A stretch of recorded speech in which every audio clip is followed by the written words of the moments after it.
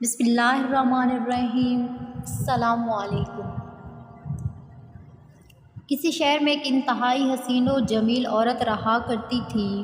وہ عورت ہر روز اس نوجوان کو دیکھتی، لیکن وہ بغیر اس کی طرف دیکھے سر جھکا کر گلی سے گزر جاتا۔ وہ کسی دینی مدرسے کا طالب علم تھا، لیکن انتہائی خوبصورت تھا۔ وہ عورت اسے دیکھتے ہی اپنا دل دے بیٹھی اور چاہتی کہ وہ کسی طرح اس پر نظر لطف اٹھائے، مگر وہ اپنی مستی میں مگن سر جھکائے کچھ پڑھتا ہوا روزانہ ایک مخصوص وقت پر وہاں سے گزر جاتا اور کبھی آنکھ اٹھا کر بھی نہ دیکھتا تھا۔ وہ عورت اس قدر حیران ہوئی، سوچنے پر مجبور ہو گئی تھی کہ کوئی ایسا نوجوان بھی ہو سکتا ہے جو اس کی طرف نہ دیکھے۔ سوچنے کا حق بھی تھا۔ وہ اپنے علاقے کی سب سے امیر اور خوبصورت تھی، اور اتنی خوبصورت تھی کہ جب وہ باہر نکلتی تو لوگ اسے بے اختیار دیکھنے پر مجبور ہو جاتے۔ اس کو حیرت تھی کہ جس کی خوبصورتی کو دیکھنے کے لیے لوگ ترستے ہیں، وہ خود کسی کو پسند کرے اور وہ اس کی طرف دیکھنا بھی گوارا نہ کرے۔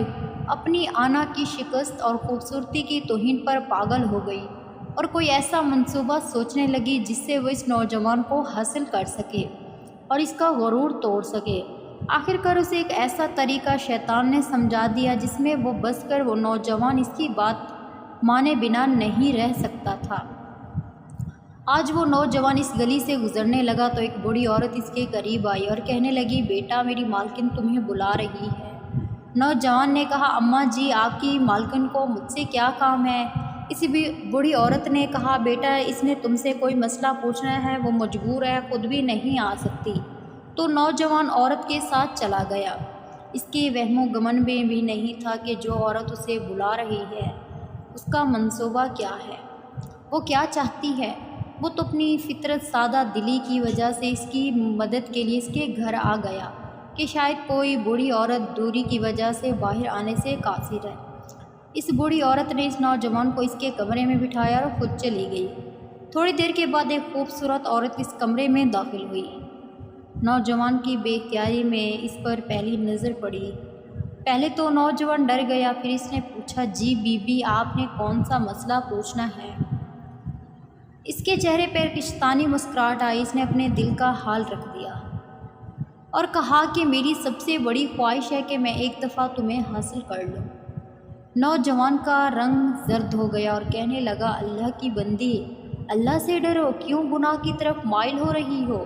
اس کو بہت سمجھایا، لیکن عورت پر تو شیطان سوار تھا۔ اس نے کہا، یا تو میری خواہش پوری کرو گے یا پھر میں شور مچاؤں گی کہ تم زبردستی میرے گھر میں داخل ہوئے ہو اور میری عزت پر حملہ کیا۔ نوجوان یہ سن کر بڑا پریشان ہوا۔ اسے اپنی عزت کہیں بھی محفوظ ہوتی ہوئی نظر نہیں آ رہی تھی۔ اس کی بات مانتا تو گناہگار ہوتا اور نہ مانتا تو لوگوں کی نظر میں برا بنتا۔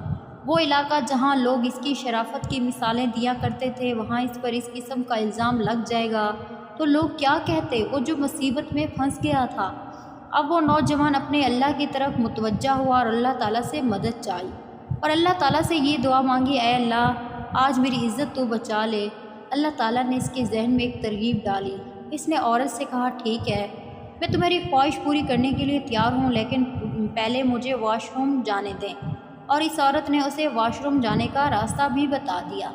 اس نوجوان نے اندر جا کر ڈھیر ساری غلاظت اپنے جسم پر ملی اور باہر آ گیا۔ وہ عورت اسے دیکھتے ہی چلا اٹھی اور کہنے لگی، یہ تم نے کیا کیا؟ کیسے بے وقوفوں والی حرکت کی آپ نے؟ مجھے کچھ ہو رہا ہے، نکل جاؤ میرے گھر سے۔ نوجوان فوراً اس کے گھر سے باہر نکل گیا اور قریب ہی ایک نہر پر اپنی آنکھ کو اور اپنے کپڑوں کو اچھی طرح پاک کیا اور اللہ کا شکر ادا کرتا ہوا واپس مدرسے چلا گیا۔ نماز کے بعد جب وہ سبق پہ بیٹھا تو تھوڑی دیر بعد استاد نے کہا، تم میں بہت پیاری خوشبو آ رہی ہے۔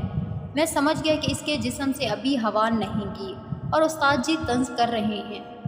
میں اپنے آپ میں سمٹ گیا اور اس کی آنکھوں میں آنسو آ گئے۔ تھوڑی دیر بعد استاد جی نے پھر پوچھا، یہ خوشبو کس نے لگائی؟ وہ خاموش۔ آخر کار استاد جی نے ایک لڑکے کو بلایا اور خوشبو سے مہکنے کی اس نوجوان کی باری آئی تو وہ سر جھکا کر استاد کے سامنے کھڑا ہو گیا۔ استاد نے اس کے کپڑوں کو سونگھا تو خوشبو کپڑوں سے آ رہی تھی۔ اس نے کہا کہ تم نے بتایا کیوں نہیں، یہ خوشبو تم نے لگائی؟ اور وہ نوجوان رو پڑا اور کہنے لگا، یہ خوشبو میں نے نہیں لگائی، میں تو مجبور تھا۔ استاد نے مسکرا کر کہا، میں تمہارا مذاق نہیں کر رہا، خدا کی قسم تمہارے کپڑوں سے واقعی خوشبو آ رہی ہے جو میں نے آج سے پہلے کبھی نہیں سونگھی، اور یقیناً یہ اللہ کی طرف سے ہے کہ تم نے اپنے آپ کو گناہ سے بچانے کے لیے اپنے آپ کو گندگی لگانا پسند کر لیا، لیکن اللہ نے اس گندگی کو ایسی خوشبو میں بدل دیا جو کہ اس دنیا کی نہیں لگتی۔ کہتے ہیں کہ نوجوان کے کپڑوں سے ہمیشہ خوشبو آتی رہی۔